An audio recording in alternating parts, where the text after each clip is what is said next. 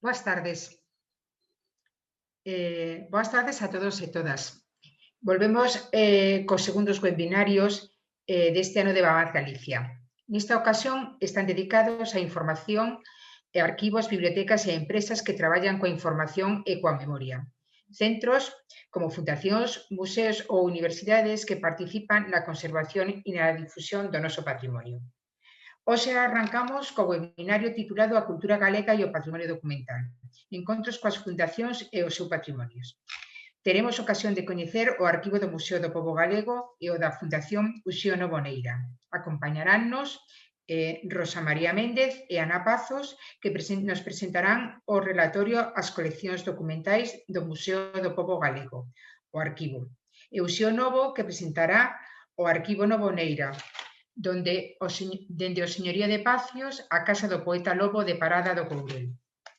Remataremos, despois de escoitalos, un pequeno coloquio, onde responderán as cuestións que lles formuledes. Poderedes facelo a través do chat, e escribindo as preguntas, se queredes ao longo das charlas ou se queredes esperar para o final. Vou pasar agora a presentarvos brevemente a cada un das relatoras e ao relator que participarán esta tarde. Comenzarán Ana Mateos e Rosa María Méndez, que ambas as dúas traballan no museo, na biblioteca e no arquivo do Museo do Pobo Galego. Rosa María leva casi toda a súa carreira profesional exercendo na biblioteca e no arquivo do propio museo. Ela é licenciada en Historia e desenvolve ali o seu traballo. Ana Mateos leva vinculada ao museo 10 anos, tamén colaborando e participando nos traballos da biblioteca e o arquivo, aínda que anteriormente tamén traballou coas bibliotecas móviles. Por outra banda, Uxío Novo é o fillo do poeta, secretario da Fundación Uxío Novo Neira, é licenciado e diploma de estudios avanzados en ciencias políticas e investigador do Grupo de Estudios Territoriais da UCD e do CECUPS da Universidade de Barcelona. Desenvolve tamén moitos proxectos vinculados a asuntos europeos. Paso entón a darlles a eles a palabra. Para min é un placer poder contar con eles, xa que a súa trayectoria os avala, e tamén para min é unha oportunidade de coñecer a Rosa María e a Ana e de volver ver a Uxío Novo, aínda que sea de xeito virtual. Moitas gracias aos dous e doulle a palabra a Rosa María e a Ana, que comenzarán con unha presentación. Moitas grazas.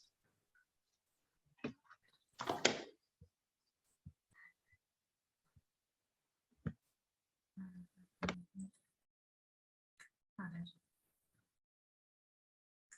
No interesa. Vamos a ver.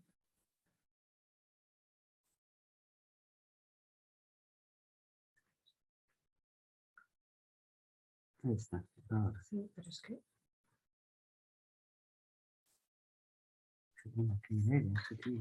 Ana, tenéis que activar la cámara, que es el botón que está al lado del audio, en el que pone iniciar vídeo. De nuevo no nos dejan, nos dice que el hospedador lo detuvo y es que no, o sea, no le he hecho nada. Vale, a ver, un momentito. No hemos hecho nada.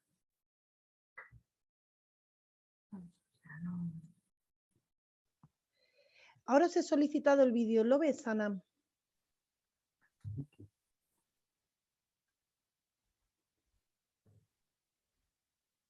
No, o sea, no me deja. Estamos como antes. Ahora. Sí, ahora os vemos. Gracias. Sí.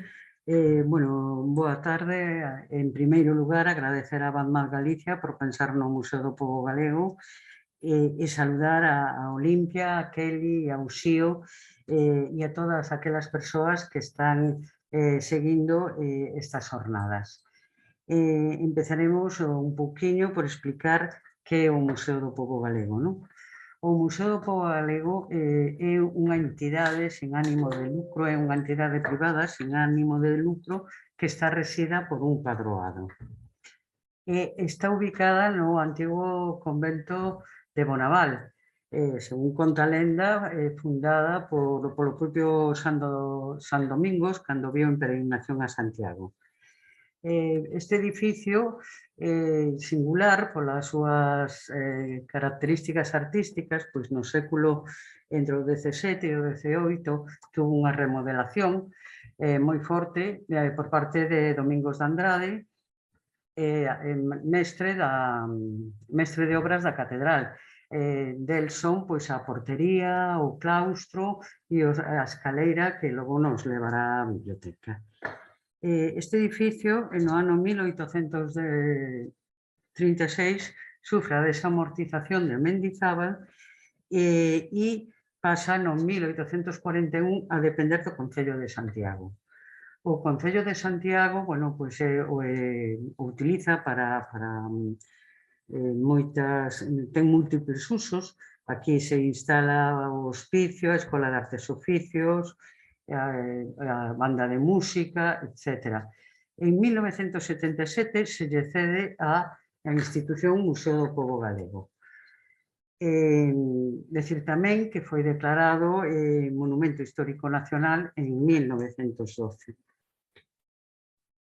Ben, si eso, como vos decía, si subimos pola escalera de caracol, pois chegamos á terceira planta e aí é onde está instalada a biblioteca e o arquivo do museo. Biblioteca e arquivo forman un conxunto e un mismo departamento e teñen, bueno, pois a vivencia conxunta, non? Hai moitos espacios que comparten e tal. Vamos a facer así un pequeno recorrido, o espacio que se lle dedique como unha especie de C. Entón, bueno, subindo das escaleiras chegamos aquí a Biblioteca Baltar, que é o primeiro espacio que vemos, e despois vemos un pasillo longo. Ao lado esquerdo están as distintas dependencias administrativas ou departamentos como de educación ou a colección do museo, e á dereita están o que nós chamamos bibliotecas privadas e que iredes vendo na presentación que nos fará a Ana. Respecto, bueno, ao final, pois está, ao final dese longo pasillo, está a sala de consulta e no outro extremo, é un pouco caótica esta organización, pero tuvemos que irnos adaptando aos espacios que foron quedando libres de outros usuarios, por un lado, e tamén na medida que foi posible rehabilitalos, porque o colocar cubertas ou suelos ou así foi traballo de anos. Aquí tedes a outra parte que é o arquivo. Ben, respecto a isto, respecto aos espacios, logo, respecto á conservación, non temos unha climatización axeitada. Entón, bueno, como solucionamos un pouquiño? Pois a través destes medidores que temos de temperatura e humedade, e, bueno, por un sistema un tanto rústico, digamos, de abrir ventanas ou poñer máis deshumidificadores, pois vamos trampeando á espera de que chegue esa climatización. Si instalamos un control de fumes, aquí, pois, tristemente foi despois de instalar os libros na biblioteca, non antes, pero, bueno, hai que dicir que o seu traballo foi moi curioso. Bueno, como temos moita documentación antigua e tal, hai cada 6 meses unha empresa privada se encarga da desinsectación. Son 2 veces ao ano, abrimos todas as portas das vitrinas e, como vedes aí na mesa, pois aqueles documentos que poden estar máis dañados ou que son os últimos que chegaron e tal, pois se estenden nas mesas e se lle aplica esa fumigación que dura 24 horas, que non se toca para nada esos espacios e tal. Despois tamén, igual que cuidamos os libros, un experimento que houve da USC, da Universidade de Santiago, para medir o gas radón. Cando viñeron a medilo, deu unhas concentracións moi altas de radón e iso significou que instalaran estes aparatos tan horrorosos que vedes aquí, que o que fan é coller o aire de fora para metelo dentro e expulsar o garradón porque pesa máis co aire. Tamén, bueno, pois logo a limpeza, pois a limpeza manual non temos tampouco contamos con un taller de restauración aceitado, entón, bueno, somos nos mesmos que facemos unha primeira limpeza manual e cando un documento pola urxencia do seu deterioro ou porque, bueno, temos unha bonanza económica, digamos, escasa, pero, bueno, pois chamamos a alguén e facemos a restauración puntual de unha serie de un ou unha serie de documentos. O sistema de almacenamento, bueno, pois vamos cambiando, vamos mellorando, creo, sempre escaso, non é para todos os documentos iguais, enseguida se nos quedamos desbordados. Entón, aquí temos, bueno, estes planeiros, onde os documentos de gran formato, como poden ser mapas, planos, cartéis, ou incluso prensa antigua, e despois para a documentación máis pequena, digamos, pois primeiro tiñamos os clásicos acetas e, bueno, ahora estamos procurando cambiálos por estas caixas grises que teñen un pH neutro e que nos permiten tamén pois albergar menos documentación en cada carpeta e tamén a posición horizontal tamén é moito mellor para os documentos porque aquí nos acetas se nos dobra realmente. Bueno, esta diapositiva que poñemos aquí é porque é importante colaborar con outras institucións tan extrañas en principio como os bombeiros.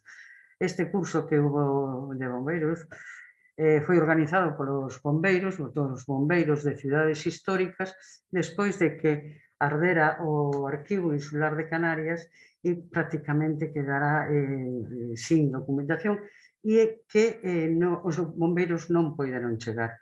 Entón, un pouco neste curso, pois explicaban un pouco como traballaban eles e tamén nos preguntaban a nos cales son as nosas necesidades e como funcionamos para poder actuar. E como resultado, pois hubo un simulacro que parece totalmente real, casi, no museo, e vimos todas as carencias que podíamos ter. Eles conoceron o museo e a súa distribución e nós tamén saber como lle temos que indicar, como temos que dirixir aos bombeiros. Bueno, pasamos ao capítulo de recursos humanos. Aquí non me quería estender moito, pois todos sabemos as carencias, as fortes carencias que hai nos arquivos. Solo decirvos que no museo contamos con voluntariado. Normalmente son persoas xubiladas que tuveron de alguna maneira relación co mundo das bibliotecas e arquivos e as prácticas universitarias. Aínda que é certo que axudan, por suposto, procuramos que fagan aqueles traballos que non quiten, vamos, que evitando que a ver, me explico, estou liando un pouco, que non quiten traballo, é dicir, os postos de traballo hai que crealos, e entón este voluntariado ou estas prácticas se suman en moito traballo, pero non aquel urxente, non aquel para o que necesitaríamos contratar. O museo ten, bueno, pois sistemas, a veces facemos esas contratacións puntuais, e este personal, voluntariado ou prácticas, non as pode evitar. E, bueno, todo así, un poquinho a prisa vou, pero, bueno, espero que nas preguntas matizar un poquinho máis. Todo este legado que temos, que logo Ana vos vai a mostrar así máis, queremos tamén difundilo, non? A parte da importancia do catálogo, que estamos procurando que este o máis accesible posible e que agora pois a web nos vai a axudar, o catálogo en línea nos vai a axudar. Procuramos tamén estar presentes nas actividades do museo. Por exemplo, o museo aquí organiza unha exposición sobre un pintor, Roberto González del Blanco, nós temos material, pois decimos, oye, nós queremos unha vitrina onde lucir esa documentación de González del Blanco.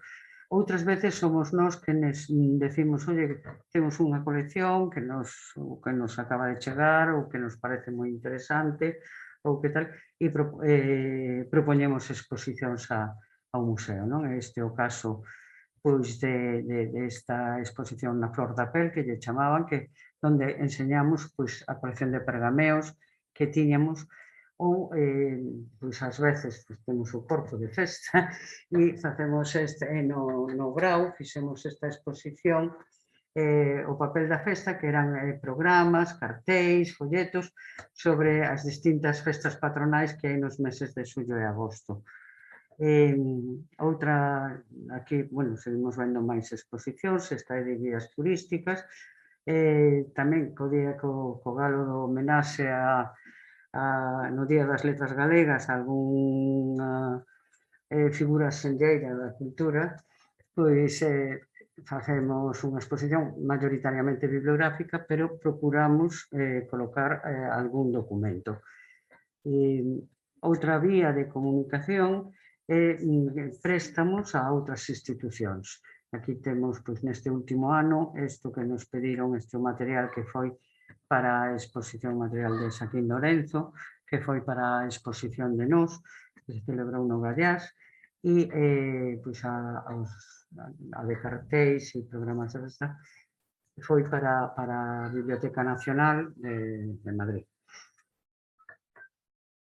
Xa agora, pois, para non entreter máis a cousa, vai a empezar Ana un pouco a explicar o que é o arquivo propiamente dito. Boa tarde. Todo meu. Todo para mí. Moi ben, boas tardes.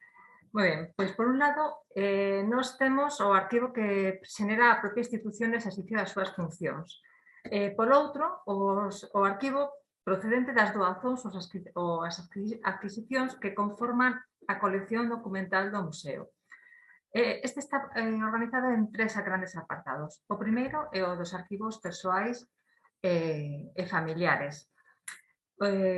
Estos, como podedes ver, pois son nomes coñecidos da cultura galega e, de feito, os primeiros en doar os seus arquivos foron persoas, figuras senlleiras da cultura galega, como decía Rosa, e representativas do museo da súa historia. É o caso de Xaquín Lorenzo, que legou no testamento ao museo a súa biblioteca e o seu arquivo. No que respecta ao arquivo, o seu incluía tanto os seus traballos orixinais como fotografías e alguna correspondencia. De feito, o museo tamén conserva as cámaras fotográficas que tiña. O segundo arquivo do que falábamos é o de Antonio Fraguas, que foi o primeiro director do museo e o segundo presidente do Padroado do museo. Tamén donou a súa biblioteca e tamén donou o seu arquivo, particularmente voluminoso, porque guardaba absolutamente todo. A nivel persoal tenemos incluso as facturas, hai moitísima correspondencia con Pura Lorenzana, con Florentino Cuevillas ou con outros contemporáneos e, por suposto, os seus traballos orixinais, como podedes ver aí. O arquivo de Manuel Veigas García xa é unha doazón da súa familia, é un arquivo particular. Contén os seus artigos asinados co pseudónimo de Eubensei, tamén unha moi interesante documentación referente ao Partido Galeguista e ao Estatuto 36, como son estes dous cartéis que facilmente recoñecedes, que son os cartéis de Castelao e Camilo Díaz Baliño para a campaña do Estatuto do 36. Doación de familia tamén é o arquivo de Victoriano García Martí, un intelectual contemporáneo e amigo de Castelao e de Valle Inclán, con quen traballou con este último no Ateneo de Madrid. Foi o primeiro editor literario das obras completas de Rosalía de Castro e no seu arquivo conservamos traballos orixinais, correspondencia e algunha fotografía. O arquivo de Rosa García Orellán realmente é o arquivo dunha investigadora, tal cual. Recolle os materiais empregados para os seus estudos sobre a pesca, a emigración de galegos a Trincherpe e a morte. E logo pasamos aos arquivos de entidades. En este segundo apartado están os documentos procedentes de asociacións culturais ou políticas, de entidades sociais, de partidos políticos, de empresas ou entidades de índole económica, unha empresa, basicamente. Aquí, un exemplo é o Club Nacionalista Lemnos, que é unha asociación cultural política. Está integrado por todo o material referente ás súas actividades desde 1986. Son documentos fundacionais, de xestión, notas de prensa, as conferencias, as textos das conferencias, fotos, as invitaciones que estades vendo. Bueno, as súas conferencias viñan xente como estaban Basilio Osada, Carlos Rovira, Juan José Ibarreche, o Xosé Manuel Beiras, entre moitos outros, perdón. Para que os fagades unha idea do renome da asociación. Esta imaxe de aquí é a asignatura, a formalización do acto de entrega dos fondos. Está asignando o presidente do clube e o representante do museo. O Arquivo de Unidade Galega recolle o percorrido de formación desde o Partido Obreiro Galego alá polo ano 77 ata ser Esquerda Galega no 2003. Está formado polas actas constitucionais, circulares, memorandos, propagandas, congresos, documentos contábeis, todo o que os podades imaginar. E dentro deste apartado de entidades, gustanos reseñar esta documentación da empresa La Artística Lonarti de Vigo. É unha empresa metalográfica. E chegou a nos cos seus libros maiores porque o museo ten integradas na súa colección as 400 pedras litográficas que eran a base do seu traballo. E chegamos á colección de documentos gráficos e textuais. Este terceiro apartado abarca documentos de moi diversa natureza. Sonrío un pouco porque, ainda que non me vexades, porque é un apartado difícil e sobre que ainda estamos traballando e debatindo. Podemos decir que está en construcción. Aquí integrase a colección de mapas e planos, principalmente de Claudio González Pérez, xunto á colección de música impresa, a maioría de Rosita López Comunión, que están accesibles no catálogo da biblioteca realmente. Logo, hai unha primeira clasificación atendendo ao material, como é o caso dos documentos en pergameo. E tamén temos manuscritos como este ciprianillo que estades aquí a ver. Dado o gran volumen de documentos impresos, decidimos facer unha clasificación temática, pensando, tendo en conta as necesidades do museo e os perfis dos investigadores que recibimos. Aquí falamos de follas bandeiras e de estampas, de publicidade, de marcapáxinas, o que son as efímeras. Por exemplo, temos aquí de literatura popular esta folla bandeira de un entroido de 1905, pero é unha copla. Logo, estes dípticos de festas, o de Betanzos do ano 1900, de Ourense, de 1934. Das festas patronais, festas turísticas, pasamos ás actividades económicas. Neste conxunto metemos as facturas, catálogos, sobre todo publicidade xenerada polas actividades económicas e comerciais. Ben se ve que o que máis temos é publicidade. A empresa de Vila García de Arousa, unha acción do tranvía de Mondariz a Vigo, esta pequena de aquí da imprenta Paredes ou aquela outra dunha empresa de conservas de Vigo. A gastronomía, por suposto, non pode faltar. E aquí incluímos desde un menú gastronómico, dunha festa gastronómica, a un folleto, a un díptico, unha folla plegable de unha exaltación de produtos. Evidentemente, hai documentos políticos en mellor ou peor estado. Esta papeleta é das eleccións a diputados a Cortes Constituíntes do ano 1931 con Castelao, Paz Andrade e Cabanillas. É unha representación do que conservamos para o grupo de ocio e deportes esta colección de cromos.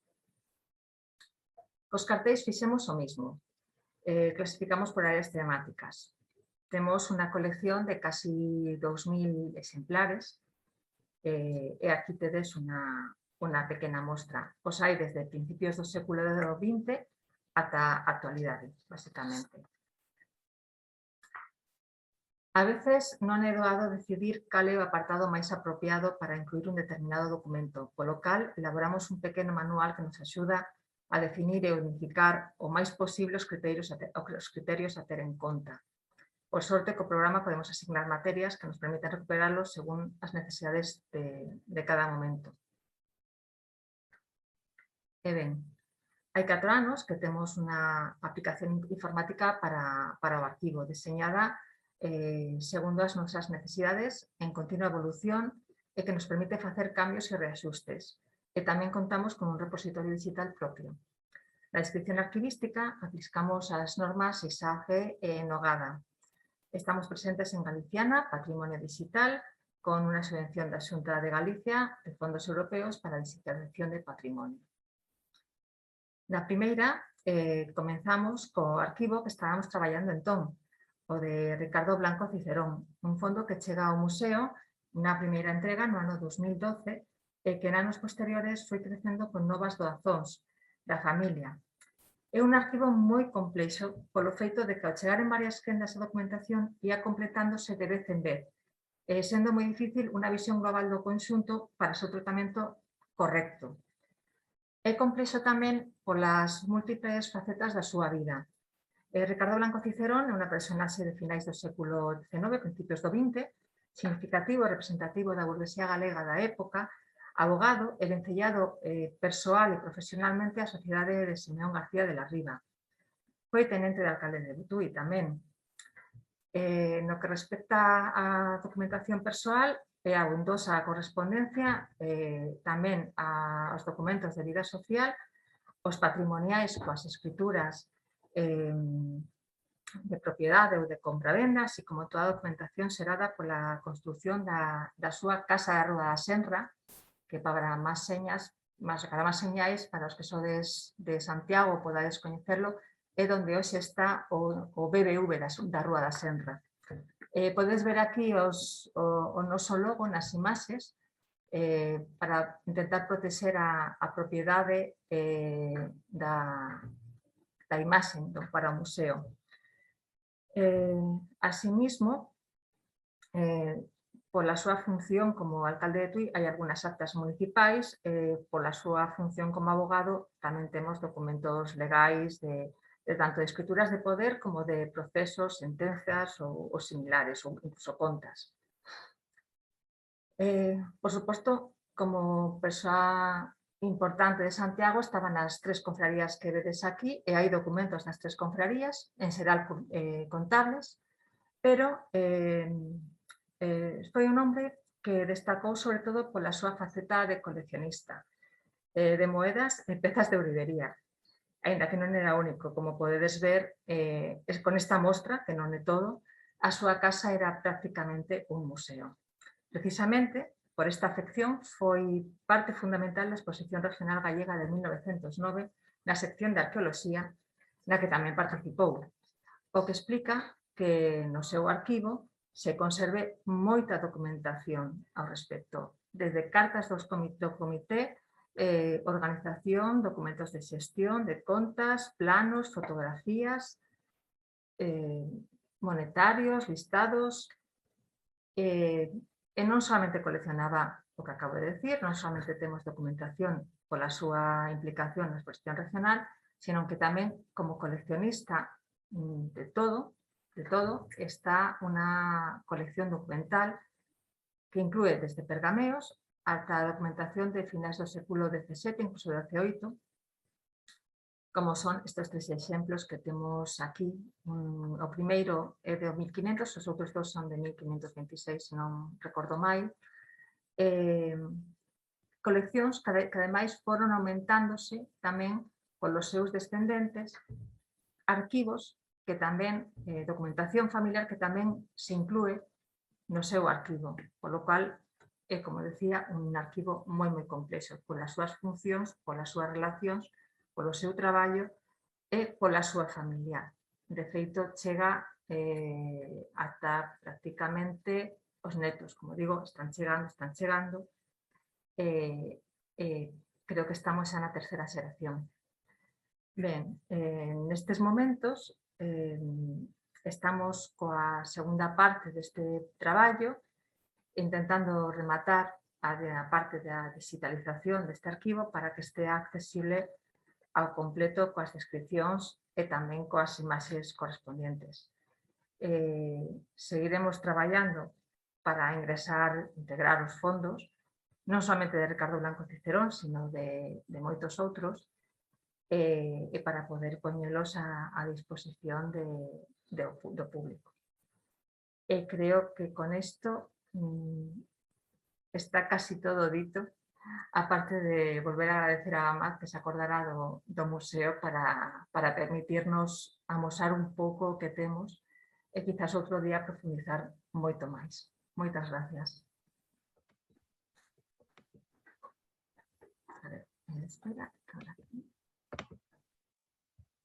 Moitas grazas a vosotras por participar, por estar aquí con nós e por contarnos tantas cousas do arquivo do museo.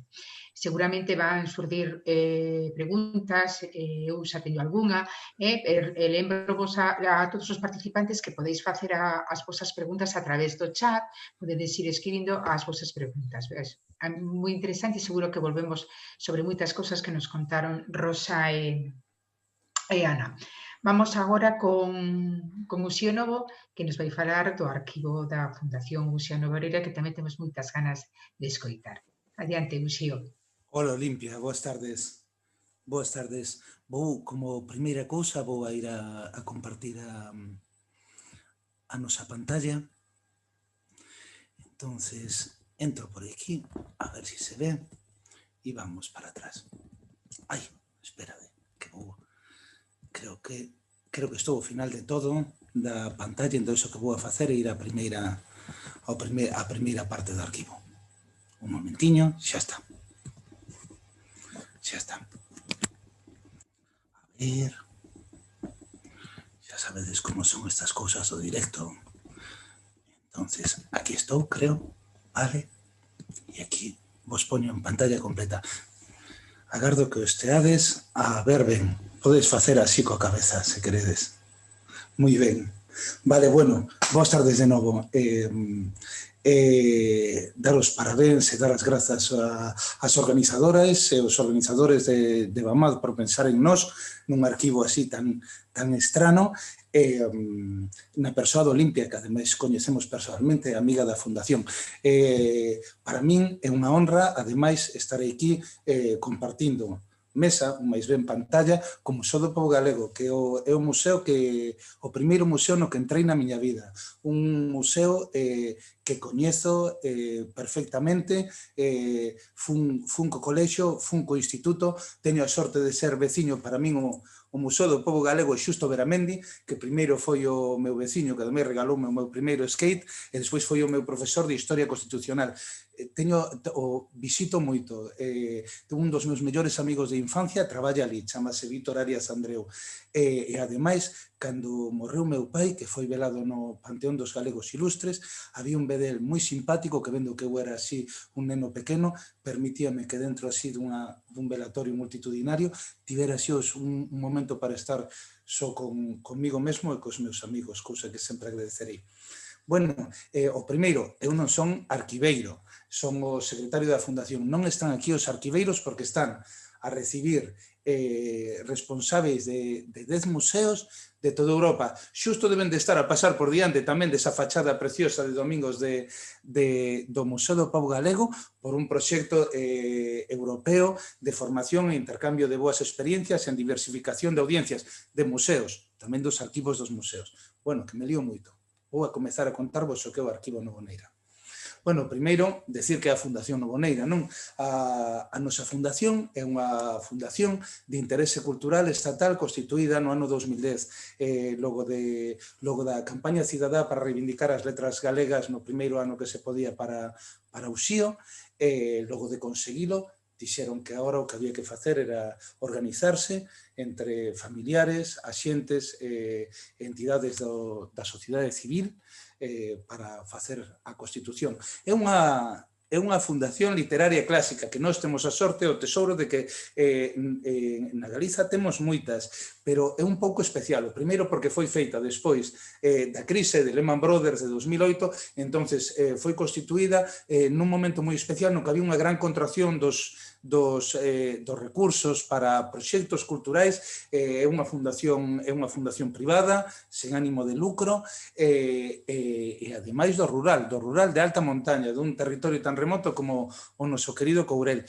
Mestura, xunto coas fundacións clásicas, xunto coas funcións clásicas dunha entidade de legado literario, mestura tamén proxectos de innovación rural e a busca de internacionalización. Bueno, o mesmo que facía meu pai no Café Gijón cando era locutor da Radio Nacional. A súa sede física, como vos dixen, está na Casa Museo da Aldea de Parada, na casa chamada Casa da Fonte, porque ali todas as casas teñen un nome, eu son o xío da Casa da Fonte. E tamén a Casa do Crego de Parada, porque era a casa segundona do señorío de Pacios. Entonces, foi unha casa de poder eclesiástico onde mandaban o segundo neno dese señorío, o segundo varón, a ser cura, ata que despois foi de meu bisavó, que era un diputado isabelino. Por eso está fortificada e ten trancas e muros, non lle valeu de nada porque mataron a saída dun meeting na vila de Seoane, e quedou en dote a miña avoa cando se casou, miña avoa que era desa casa, da Casa de Pacios do señorío do Courel, cando se casou cun grande gandeiro dunha familia de criadores de cabalos e bois. Daí chegou a meu pai, que é o Morgado, porque ademais o seu irmão maior morreu cando eran ninos, con 16 anos, por beber dunha fonte, colleu tifus mentres examinábase do bacharelato en Lugo. Bueno, traballamos sempre, unha das nosas obsesións é traballar sempre conectados, como facía meu pai, nese Madrid do Café Gijón, que podedes ver en La noche que llegué al Café Gijón, de Paco Umbral, coas demais fundacións literarias galegas. Intentamos, ademais, estar sempre, como somos unha fundación moi nova en comparación con outras fundacións como a Rosalía de Castro, a Pedrallo, a Eduardo Pondal, intentamos aprender dos nosos maiores e ponernos ao seu dispor. E tamén a nivel europeo, estamos coas fundacións literarias galegas, estamos na Asociación Estatal de Fundacións Literarias, na Rede Aldear de Iniciativas Culturais no Rural que se está a desenvolver xusto nestes momentos, liderada polo cineasta Oliver Laxe, en dúas redes europeas, a red Trans-Europe Halles, que de centros culturais privados europeos autoxestionados e que teñen sedes rehabilitadas en edificios patrimoniais, e a European Network of Cultural Centers, que é a rede europea de centros culturais. Temos acadado algún premio ao proxecto, sobre todo é moi querido, ao da Asociación de Amigos dos Museos de Galicia, presidida por Felipe Senén, alá polo 2013, que xa choveu, ou o premio Lugo Cambia a Innovación en Turismo da Deputación de Lugo. Bueno, vamos co arquivo. Por que un arquivo? Bueno, calquer escritor, xa non un poeta, nunha fundación, nunha entidade que cuida o seu legado, ten que ter un arquivo, non? Entonces, entre os obxectivos fundacionais polo que estamos declarados de interese nacional, estatal, está a custodia e dinamización do legado persoal e artístico do XIO. Isto en que se desenvolve como actividades? En actividades de normalización, digitalización e desenvolvemento do arquivo, que é o arquivo documental, biográfico, o sea, de vida, artístico, familiar de todas estas xeracións que vos dixen que a Casa da Fonte pois era do século XVIII, todas estas xeracións anteriores que pasaron, e ademais de outros poetas fondamente ligados con meu pai, Carlos Soroza, que viviu unha década na casa, como contaremos despois, e María Mariño, a noiesa do Courel, xunto a outros persoaxes ou xunto a outros actores ligados á biografía e á xeración de meu pai, para dar unha imaxe de o que era o pensamento, a acción e a estrutura histórica das montañas de Galicia completa no seu tempo. Ademais deso, temos un doble reto do que tamén falaban as miñas compañeiras do Museo do Pobo Galego, que conseguir ter un arquivo seguro en unha casona ganadeira do século XVIII, co que eso quere decir, e ademais unha casona que non tiña arquivos, o que tiña era un bargueño de documentos, que despois penso que anda unha foto por aí. Entonces nós intentamos viabilizar, porque unha dos obxectivos da nosa fundación é rehabilitar para usos culturais, como deixou dito meu pai, de tipo testamentario. Meu pai quería ceder a metade da súa casa, xunto con a súa biblioteca, o seu arquivo e a súa colección de pintura, que é unha parte moi interesante do arquivo, ao servizo do povo, pero no Courel, porque senón, ademais, imagineivos, daríalles máis traballo ao Museo do Pobo Galego, e pensaba que en Santiago había moitos legados concentrados, mas o seu legado, quizás, era máis operativo e actuante no seu territorio. Entonces, inda que a fundación é do ano 2010 e nos levamos conservando os documentos de meu pai desde que marchou, non conseguimos recursos nin pudemos comezar o traballo do Arquivo Novoneira ata 2017.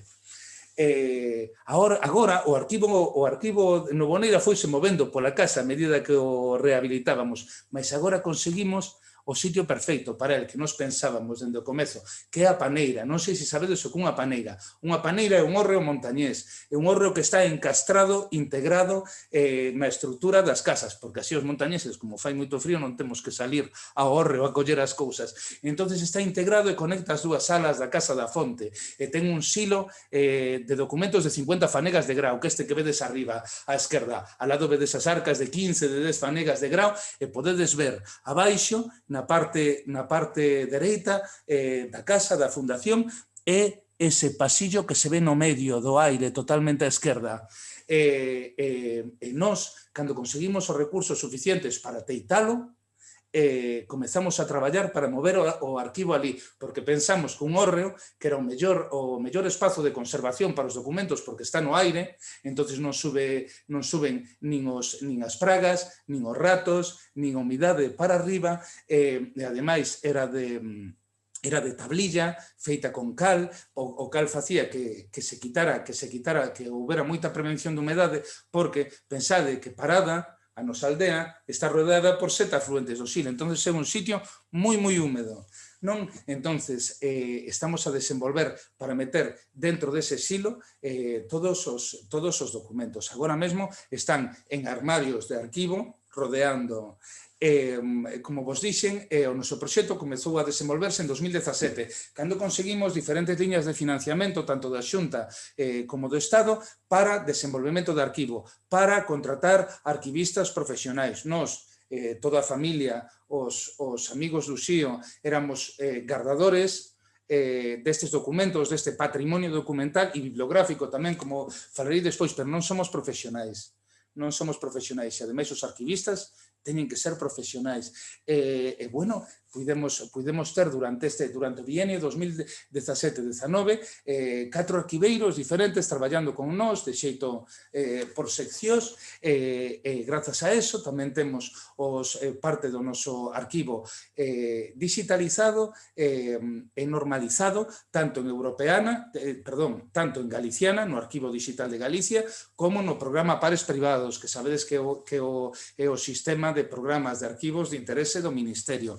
Entonces, o grosso da documentación atópase agora nese arquivo, toda que foi normalizada e digitalizada, ainda moita non está picada no senso de transcrita, e os outros están nos arquivos familiares que vos falarei despois, pendentes de seguir este desenvolvemento. Vamos a falar, o Arquivo Novoneira ten 2 fondos, principalmente, inda que todos teñen as súas ramificacións. O primeiro fondo é o Fondo Xío Novoneira, non? Que o que vos dixen, un arquivo dos documentos do patrimonio documental da propia autoría, poemas, escritos, debuxos, deseños, alfabetos, patrimonio epistolar, casi todo tipo de documentos. Bueno, tamén pensai que o Xío foi presidente da LGA dende 1983 a 1999. Polo tanto, tamén hai unha gran xeración de documentación como presidente dos escritores e as escritores galegos. María Mariño, pois o mesmo que vos digo, moitos manuscritos, galeradas, correccións, documentos persoais de todo tipo, dende carnés de identidade ata pésames pola súa defunción. E Carlos Soroza, que é un dos arquivos máis especiais, porque ter un arquivo documental dun poeta oral, non sei se vedes arriba, á dereita, manuscritos de Carlos Soroza. Carlos Soroza nunca escribía ata que chegou a vivir a casa de Parada. A él o tedes na columna arriba á esquerda, que ademais era un home con unha beleza viscontiniana. Ademais deso, pois, como son os poetas, os impactos en prensa da época, Triunfo, Interviú, El Pueblo, La Noche, e abaixo podedes ver que hai moi pouca documentación gráfica sobre ele. Nós temos grandes colecciones de fotos, temos a sorte de que os nosos poetas eran moi fotografados, tedes a dereita abaixo a meu pai, con María Mariño no medio, e Manuel María, e a meu pai fotografado polo grande fotógrafo galego Xurxo Lobato. Temos moitas coleccións de fotografía, non xa de Xurxo Lobato sobre meu pai, senón temos o arquivo do fotógrafo Federico García Cabezón, fotos de Xamuras, etc.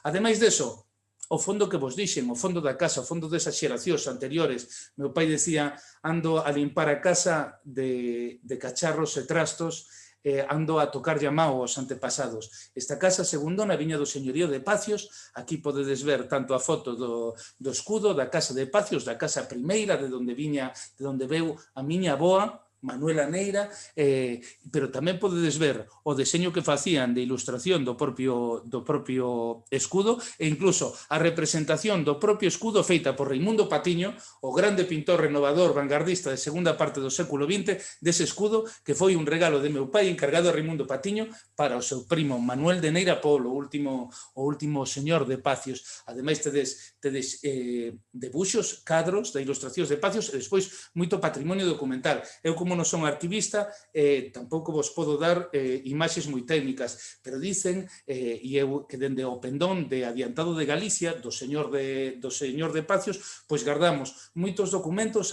de ata 500 anos atrás dese señorío. Entonces, trátase dunha fiestra aberta, habita Cotiá da montaña Courelá no pasado, en 500 anos, non? A interese histórica do noso arquivo, bueno, xa sabedes que a interese sempre é unha cousa subxetivo. Nos entendemos que ten unha doble interese, ten unha interese histórica, política, histórica, económica, antropolóxica e literaria, que é a nosa función principal. Entonces, dentro desos 500 anos, temos como data extrema 1525, pero na documentación da casa materna e na documentación da casa de Pacios entronca con moitas persoas diferentes, con moitos roles diferentes, gandeiros, contables, recaudadores de impostos, responsables eclesiásticos, alcaldes republicanos fuxidos. Pensade que temos un zulo republicano incluso en casa. Entonces pensamos que é un reflexo fiel, non, de como falar de historia do Courel, ser courelá, o sea, a nosa forma de ser galegos, a historia courelá, a historia de Galicia, e é a nosa forma tamén de ser europeos e de ser humanos, non? Dentro desa documentación xa vedes, xa non é información que tedes por aquí, que eu deixarei vos a presentación para a vosa difusión, pero xa vedes primeiras edicións dos Eidos, as dedicatorias de outros axentes literarios de todo tipo, de diferentes esferas, galegas, estatais, internacionais, manuscritos, mecanoscritos, arquivo fotográfico, temos moito arquivo fotográfico, e bueno, como foi chegando ata nós? Porque a fundación é de 2010, entonces, dende vai o arquivo, o Fondo Novoneira, vai dende 1930 que nace meu pai, cun grande fito en 1955 coa publicación desos primeiros eidos, 1983 a presidencia da ELEGA, o falecemento de Uxío no 99, a custodia privada dos documentos da organización por parte da miña mai, El Barrei, e de meu irmão Arturo Novo, historiador da Universidade de Santiago de Compostela. Como xa veredes que hai moitos, como no Museo do Pobo Galego. Nós sempre decimos que temos unha gran enxeñería de historiadores dentro da fundación que foron a que a fixeron desenvolverse, e ademais a colaboración entre arquivo, biblioteca e colección de arte, porque toda a nosa gráfica, toda a nosa arte, todos os nosos óleos, tamén son ítems documentais, non? Entonces, pensamos que esa sinerxia e ese diálogo entre eses tres patrimonios é unha das cousas polas que nos tedes que vir a visitar cando poidáis ao Courel.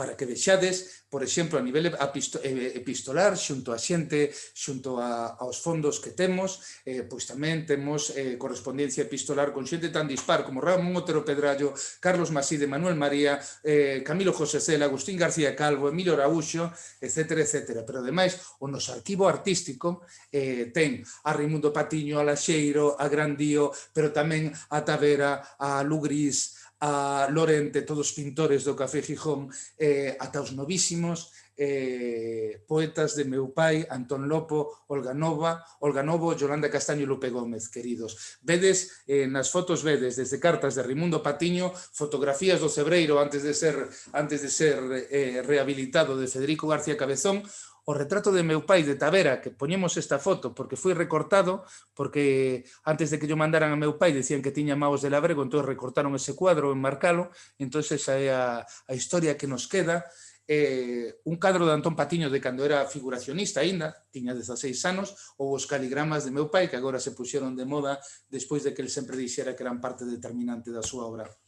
Procesos arquivísticos informatizados. Bueno, temos máis de 1.500 documentos digitalizados a día de hoxe, máis de 1.500 ítems, pero que supoñen 18.000 imaxes, porque son series grandes. Inda así, pensamos que debemos de ter entre 5.000 7.500 ítems máis mínimos, sen catalogar, nin digitalizar, nin moito menos transcribir. Por eso seguimos traballando en eso. Todos eles atópanse baixo dominio público nos respectivos repositorios de Galiciana e Pares. Tamén os podedes vir a consultar en Persoa Fundación e tamén sacamos copias e traballamos en código aberto dentro destes procesos. Cales son os fins do arquivo? Bueno, non só no Boneira, guardar o testemunho documental e a creatividade, o pensamento dunha xeración que se sobrepuxo ao fascismo do século XX, que os arquivistas ben sabedes que se dedicaban a queimar documentos, entonces ten unha especial dificultade. E crear un arquivo non só literario, senón antropolóxico, que nos fale da nosa sociedade extinta, da nosa economía en transo de lexía, o pensamento ao longo de 500 anos, porque pensade que a economía labrega, as casas labregas, as casas gandeiras de crianza, de bois e de cabalos, formaron parte dun modelo económico e sociopolítico hexemónico durante 2 milenios e que só entrou en crise nos anos 50 e que nos dice moito non só de como somos os galegos, sino que de como somos todos os europeos, porque todas as culturas europeas, as súas linguas, se xeneraron dentro deste sistema. E tamén dotar dun arquivo colectivo a comunidade courelá e montañesa. Por exemplo, é moi belo ver, temos moitos cadernos de deberes dos nenos do Courel, porque meu pai, cando estaba no Courel, dáballes pasantías de balde para que todos puideran sosterse. Entre as fotos tedes arriba á dereita a meu pai con Ángel Fole cando lle deron o Pedrón de Ouro. Esos son documentos de prensa, hemeroteca. A esquerda, documentos fotográficos. Ese é Xosé de Parada, a única foto que ten, que era o último caseiro da miña casa, o último labrego da miña casa. Al lado no medio, o poema que medio mecanoscrito, medio caligrama, dedicado a Ángel Fole, segundo retrato que lle fixera Carlos Maside. E sobre todo, vedes a ese home, ese Pepe da Rúa Nova de Lugo, un dos amigos de meu pai e da miña mãe, que cuidou a casa e aguardou despois da morte de meu pai e que faleceu tristemente hai un par de anos.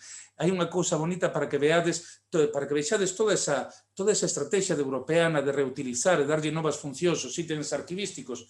Mirade, se esa foto ampliades, hai uns grandes balcóis que só estaban en esa foto porque xa caeran fai moito tempo. E agora, cando rehabilitamos, puidémolos facer en impresora láser de carpintería gracias á familia Urbano Arza de Folgoso, porque estaban en esa fotos debuxos de como eran as balaustradas orixinais. Para iso valen os arquivos tamén. O estado actual, bueno, na actualidade o arquivo rematou de ampliar o seu contido catalogando as últimos 500 ítems que eran dos séculos XVIII e XIX das familias López e Novo. Tiñamos ali un recaudador de impostos. E como vedes, dentro dos ítems documentais, pois mirade, tedes mecanoscritos, manuscritos mecanoscritos, tedes manuscritos, tedes caligramas, que xa sabedes que son as representacións gráficas medio pictóricas dos versos de meu pai, etc, etc. Sempre ao vosso dispor. Para que vale este traballo? Para que vale os arquivos, ademais de a propia conservación e promoción e difusión do noso patrimonio documental, que é patrimonio cultural deste país, xa non só o noso. Pois mirade, nós seguindo esas estrategias de difusión, de digitalización do patrimonio, de reuso, de busca de novas formas, de onde aplicar, pois mira, tedes varios exemplos.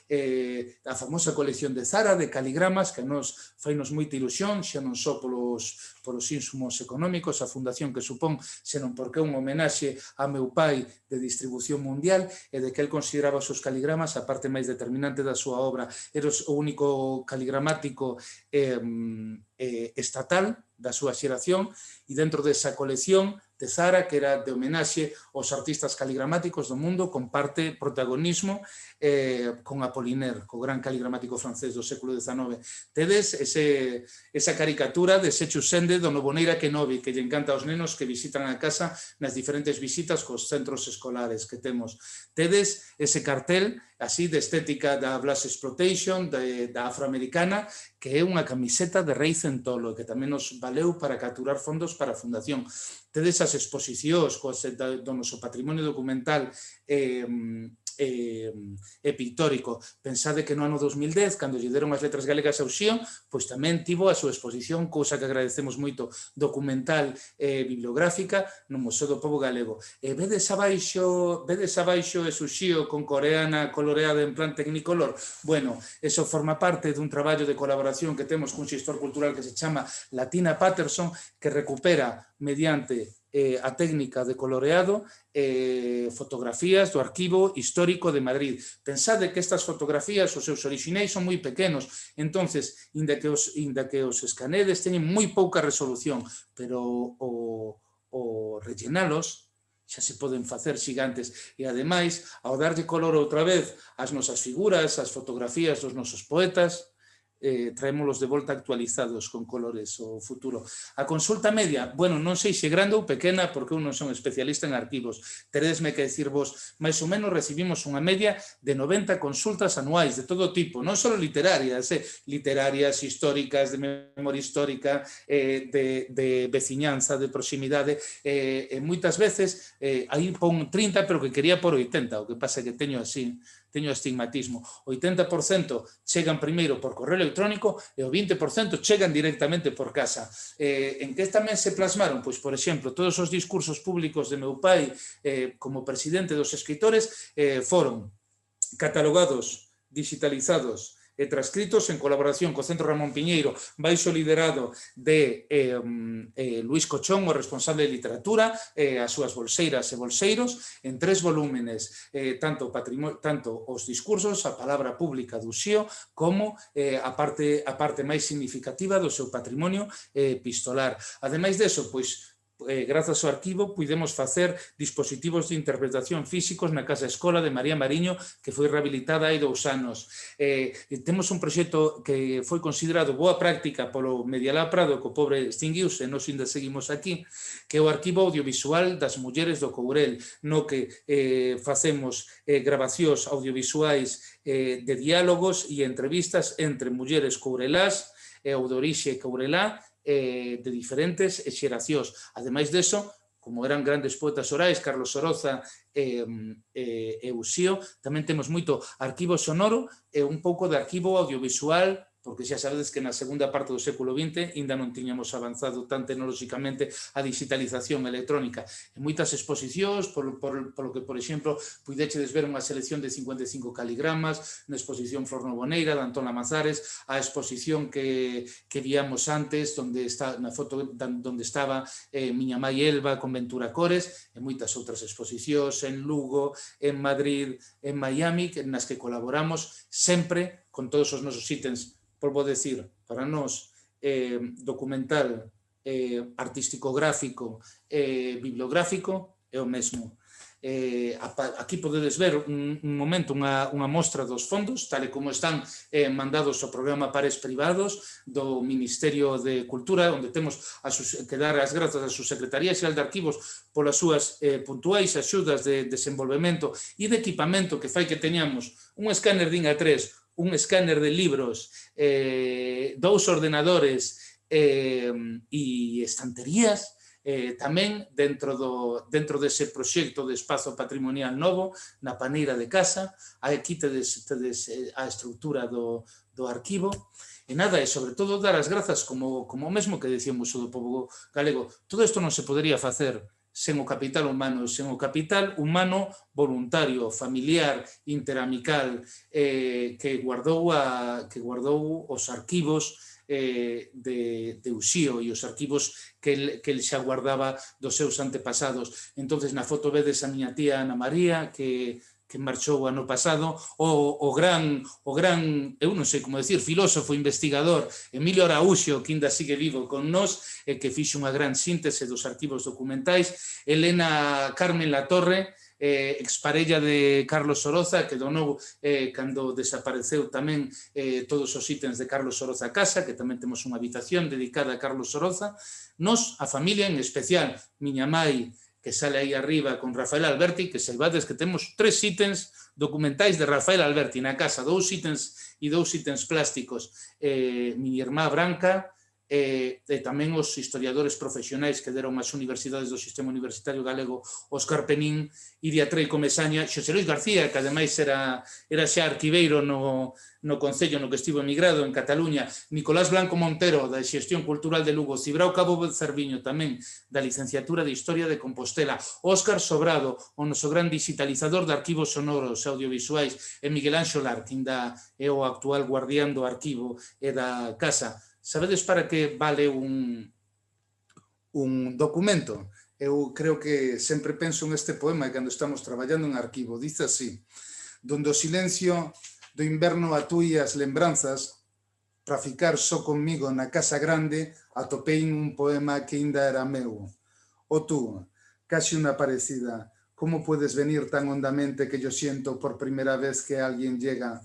Fiquei ca folla esquecida nas maos, queda unha lembranza que enviso ao meu xeito, sin saber por onde pasei da lembranza ao soño e vaguei alleo pola casa grande.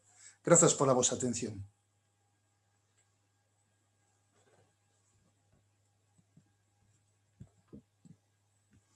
Moitas grazas, Uxío. Foi superinteresante coñecer así un pouquiño máis o arquivo da Fundación Uxío Novoneira, aínda que xa nos contastes que temos a oportunidade de consultar eses documentos por outras vías, digamos, tamén digitais, dan moitas ganas de achegarse a coñecer in situ o propio arquivo. Ben, chega agora a hora das preguntas. Vemos que hai algunha, pero, bueno, eu quería, digamos, romper o xeo, facervos unha pregunta a todos, a Rosa, a Ana e a Uxío, un pouco, digamos, como non participar, digamos, eu traballo nun arquivo público, e os arquivos públicos, digamos, pertencen á administración pública, sabes, ou instituciones xerarquizadas, como toda a administración, e para algunhas cousas temos menos flexibilidade que vos, que traballades en estas institucións.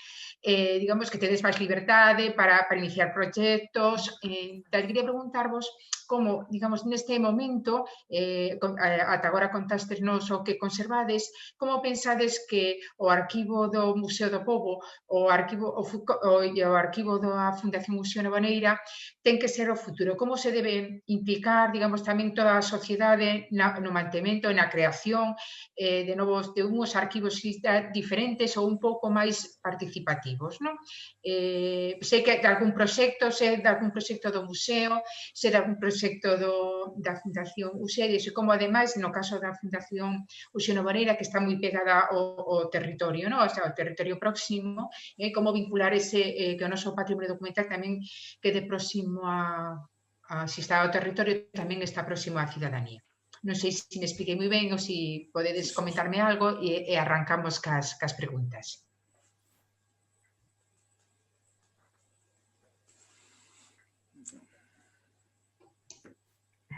Bueno, a ver, por romper algo seu. Bueno, agradecer a Uxío esa conferencia tan maravillosa que nos deu e esas ganas de vivir e conocer ese arquivo con ese entusiasmo que el ten. Ten razón que o que dis de que as bibliotecas e arquivos privados temos máis opcións para buscar cousas, para plantexar proxectos e tal. Pero tamén sempre hai unha carencia económica moi forte que nos permite, bueno, podemos ir facendo as cousas, pero non nos permite a veces continuidade no tempo, que é moi precisa para a catalogación de arquivos.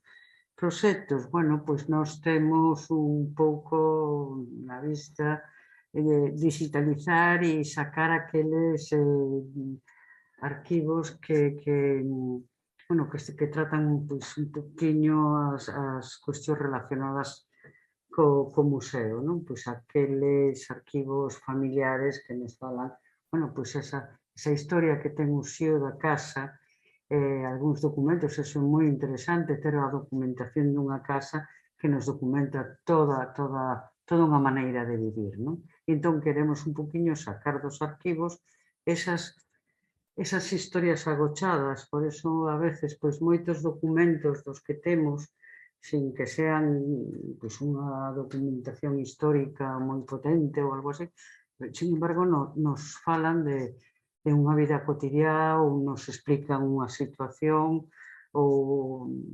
e esos son os documentos que a nos interesa. E tamén nos gustaría que os investigadores, porque aparte da nosa investigación, que os investigadores conoceran os nosos arquivos e sacaran para fora esa documentación e a contextualizaran seguramente moito mellor que nós podemos clasificar, organizar e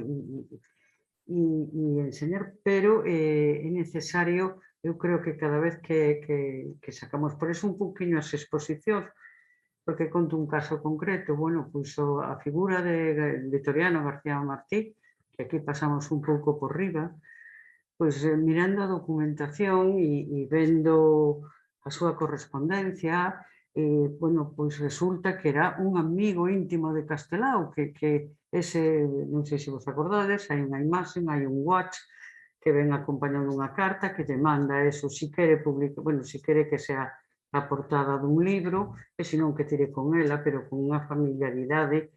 Logo en Madrid, que descubrimos como toda unha figura a través dun arquivo que estaba agochado e que hai moitas historias que están nas casas, que, todo ese mundo de Novoneira, que creo que debemos ir un poquinho por aí, buscando esas historias, facendo historia, non documentación perfectamente organizada, que tamén é necesario, evidentemente.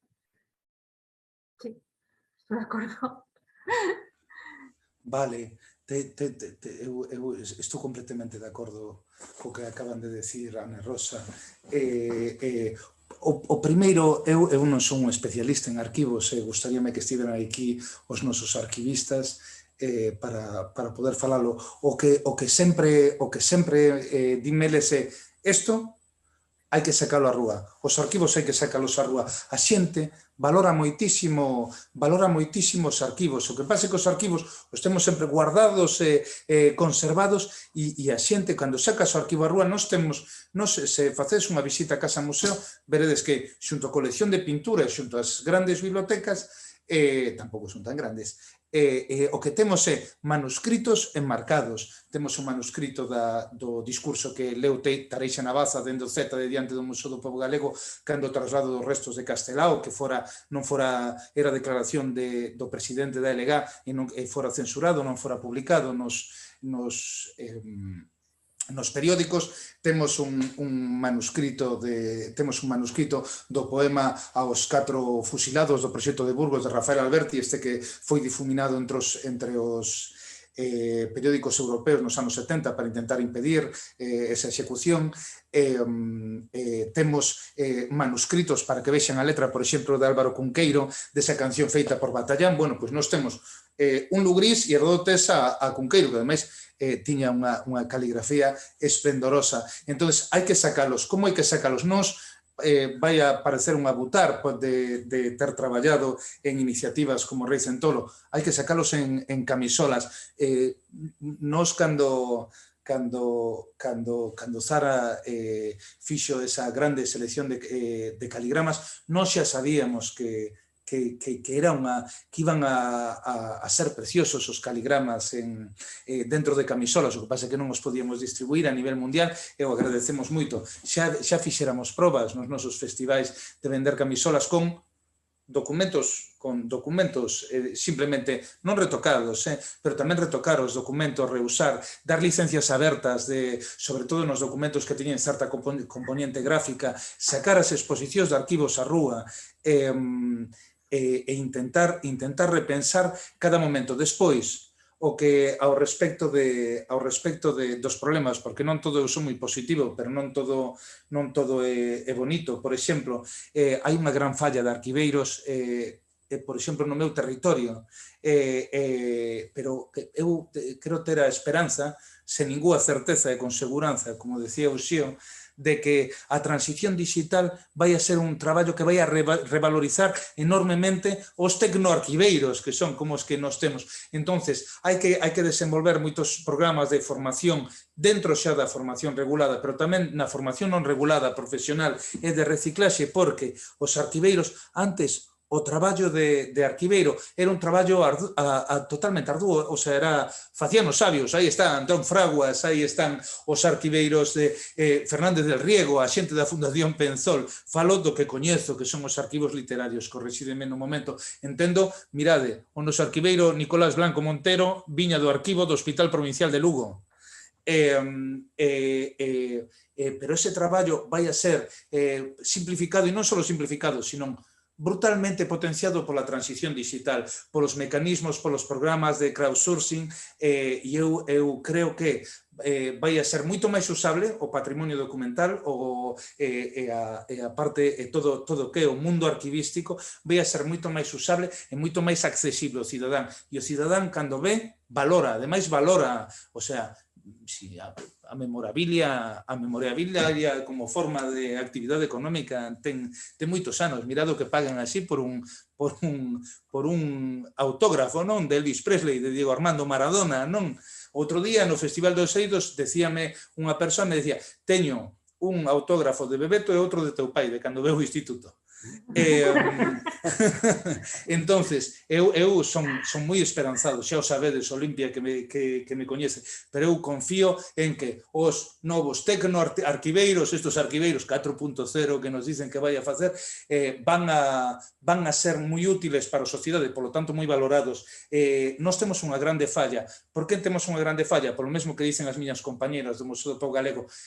Tal e como nós temos o 58% dos fondos do financiamento da Fundación son fondos europeos, temos agora mesmo 10 programas europeos en execución, algúns moi pequenos, tampouco collades medo, pero un deles que temos que vai a comezar a próxima semana, o próximo mes, que vou vos ensinar, chamase The Archivist Backpack, e é formar a nenos da secundaria sobre o que é un arquivista, sobre a mochila do arquivista, non?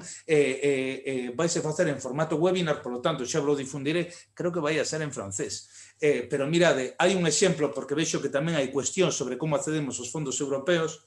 Os fondos europeos nos accedemos así como moita determinación e intentando facer de todo. Moitas veces proxectos moi alonxados do que teria que ser unha fundación literaria, pero como entendemos que as fundacións literarias en países, en povos como o noso, son a vez un ente educativo, cultural, turístico e de desenvolvemento territorial, no noso caso rural, de montaña remoto, pois temos que intentar conurbar todo. Ademais, a literatura faise andando, como a facía Carlos Soroza, pero o que quería decir, hai un proxecto no Estado español que eu considero paradigmático para entender a donde queren ir a donde queren ir estrategias como, seguro que coñecedes, a Organización Europeana de Patrimonio Digital, é toda de acceso libre de información. É unha organización fantástica donde marcan tendencias en políticas públicas, tendencias en estrategias de documentación digital.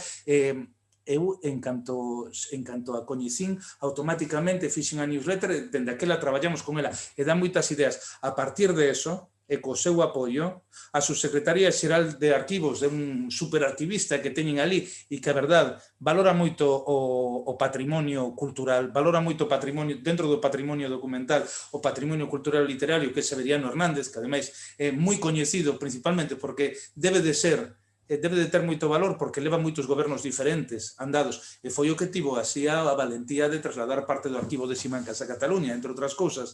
Entonces, teñen un proxecto que se chama, que líome moito falando, como vedes, European Treasures, tesoros europeos. E neles o que identifican e desenvolven son boas prácticas de ítems arquivísticos, de patrimonio documental, de deseños, de todo tipo de cousas, para convertilos en merchandising e en produtos que teñan outra vida cultural, en produtos culturais, en produtos de deseño. Bueno, o mesmo que fixemos nós coa muller da Coral de Ruada, facendo a dialogar co simbolismo mexicano nunha das camisolas que vendemos na tenda da Fundación Novoneira. Pero aconsello vos que entredes European Treasures, é un proxecto Creative Europe, o sea, un proxecto específico de cultura. E é unha preciosidade, xa só verlo.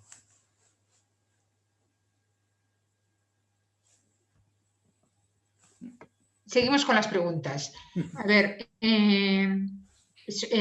Joan Manuel pregunta, preguntó a Ana y a Rosa sobre el programa de gestión que utilizades na biblioteca, no arquivo.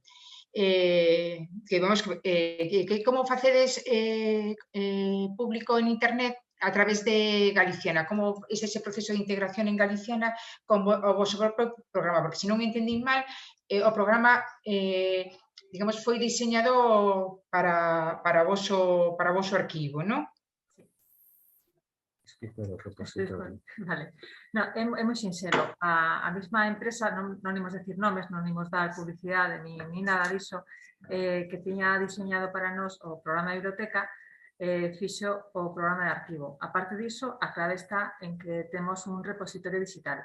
Entón, Galiciana recolecta directamente de aí as imaxes coa súa información, cos METs, cos EADs, con todo o que precisa, porque de feito temos, creo que son 4 os metadatos, os EADs, outro non recordo, pero sí, directamente son eles. O propio programa permite, o sea, o propio diseño do programa permite que Galiciana recolecte os datos do repositorio. Ademais, recolecta xusto o que nos lle deixamos facer, o sea, para que non recolecte cousas que non están, que están aínda medias ou tal, e que non dan a imaxen que queremos dar, que son procesos que están aínda un pouco abertos. Entón, por exemplo, sí, a primeira parte de Ricardo Blanco Cicerón está recolectada, ademais, as imaxes se fixeron según os seus parámetros, os que les marcaban en aquel momento, e logo é certo que nos pareceron boas ideas, unha boa directriz, e logo, cando fixemos outras cousas para a digitalización, seguimos con esas, para telo unificado, non ter unha cousa de unha maneira, outra de outra, polo menos mentras sexa posible. A clave está no repositorio digital, ni máis ni menos. Bueno, preguntaba tamén Joan Manuel polo tema dos fondos europeos, bueno, porque a nós, dende a asociación, ás veces intentamos digamos, fomentar esta tal, que a veces parecenos moi complexa o tema digamos, de dar unha estructura, ou incluso pensamos en algún momento en dar algún tipo de formación de asociación que para os nosos asociados, para que puderan saber como enfrontarse a un proxecto europeo. Uxío podernos dar algunha pista ou incluso podemos contactar con él para que forme parte da formación en algún momento si levamos a cabo ese proxecto. Eu encantado de dispor, mas como quero tanto perfil de arquivista que non sei se sería máis adecuado, pero sí que vos podo dar así unhas suxerencias. Os proxectos europeos son complicados, teñen así respecto ao financiamento estatal e autonómico ou financiamento provincial ou local, teñen así algún grado máis de dificultade, pero tamén son moito máis independentes nos seus criterios de selección, grandísimo. O que vos vou a decir, o primeiro xa o dixen durante a presentación, integración nas organizacións europeas sectoriais, de arquivos, de arquivistas Europeana é unha asociación europea. Normalmente, dentro do patrimonio cultural e da cultura, existen asociacións que se chaman estructurantes, que xa reciben financiamento dos fondos Europa Creativa para desenvolver os perfis profesionais. As hai de danza contemporánea, as hai de museos, as hai de festivais, e está Europeana, que ademais é fantástica, que é de patrimonio digital, non? Eso por unha parte. Despois, tal e como dixen que temos un fantástico subsecretario xeral de arquivos, temos un fantástico responsable de proxectos europeos no Ministerio de Cultura. Isto con unha chata.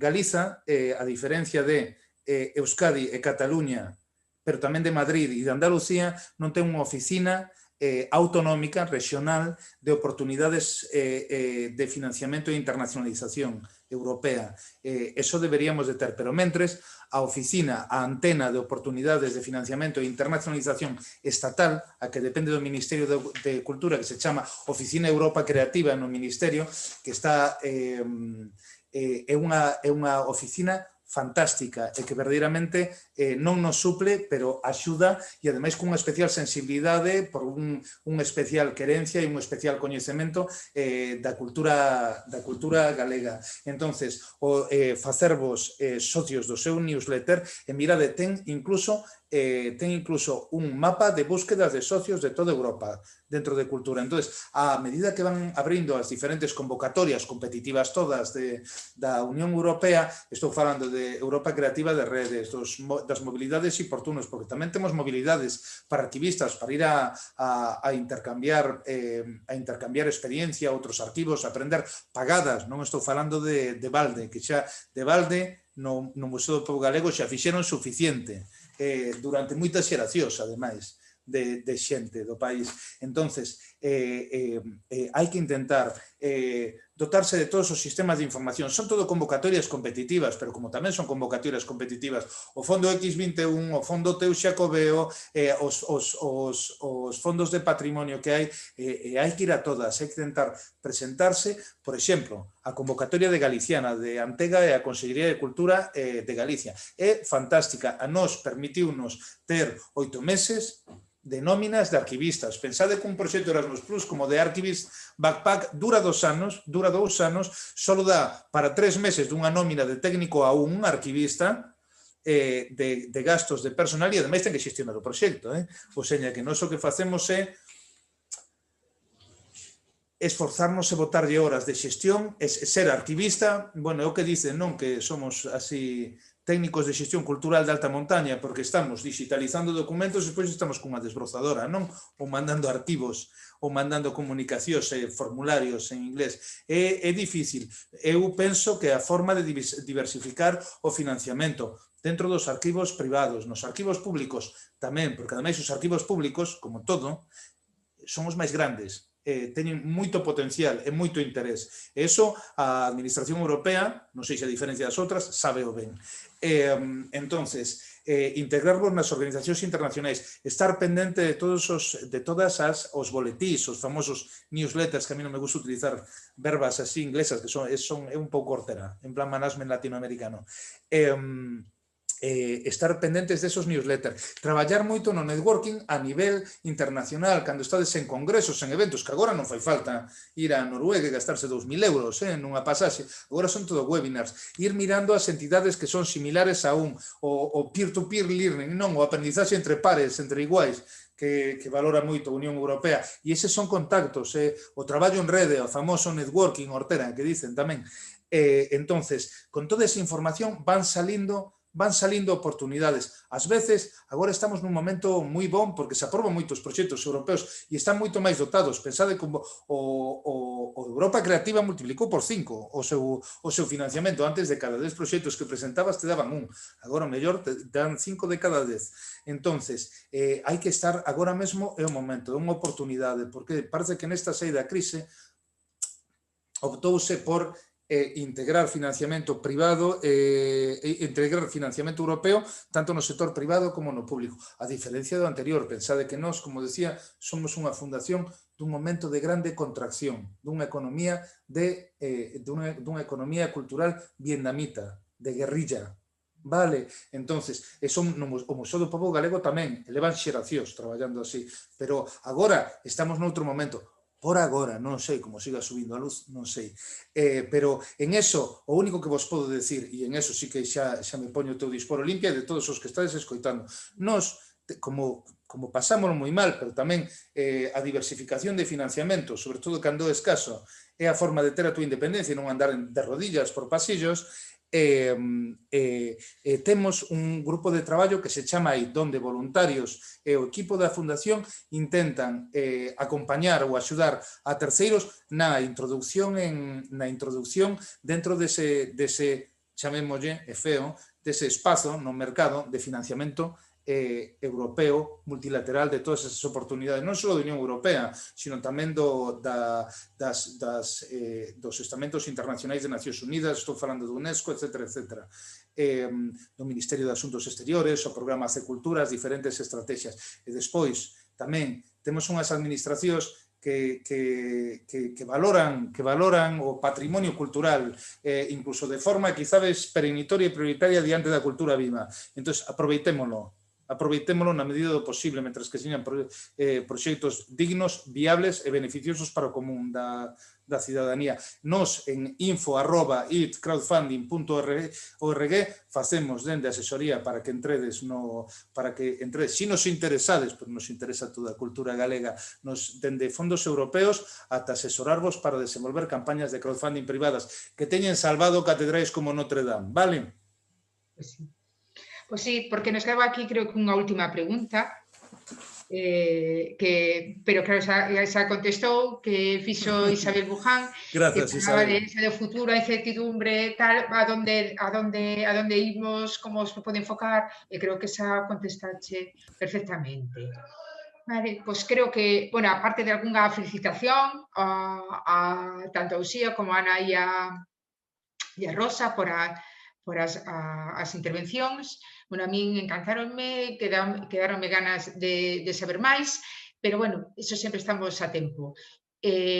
Moitas grazas aos tres, seguramente eso seguimos en contacto e se as cousas van un poquinho mellor, todo, pois quizá a ver se nos podemos ver xa de xeito presencial, que temos todos, vamos, eu polo menos teño moitas ganas.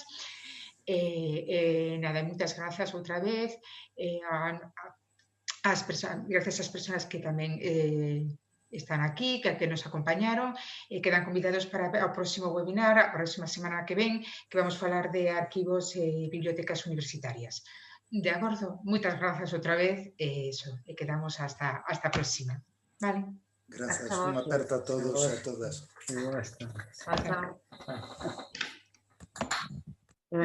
Listo.